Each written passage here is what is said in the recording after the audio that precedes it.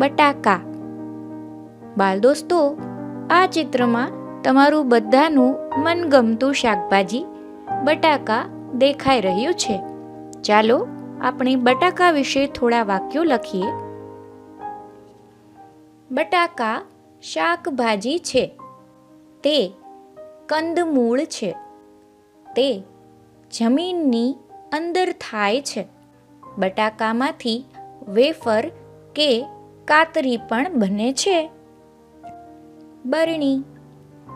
બરણી વસ્તુઓ ભરવા ઉપયોગી છે.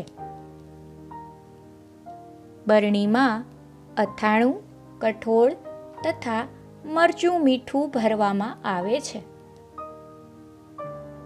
બરણીમાં ચીજ વસ્તુઓ સચવાયેલી રહે છે. બસ. બાલમિત્રો, આપણે સૌએ આ બસમાં મુસાફરી કરેલી છે. તો ચાલો આ બસ વિશે થોડા વાક્યો લખીએ. બસ ઉપયોગી વાહન છે. લોકો બસમાં મુસાફરી કરે છે. ડ્રાઈવર બસ ચલાવે છે.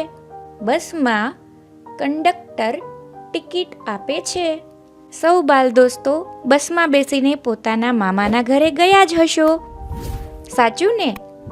તો બસ વિશે હજુ 2-3 વાક્યો તમે તમારી નોટબુકમાં લખો. બૂટ. બૂટને પગરખાં પણ કહેવાય.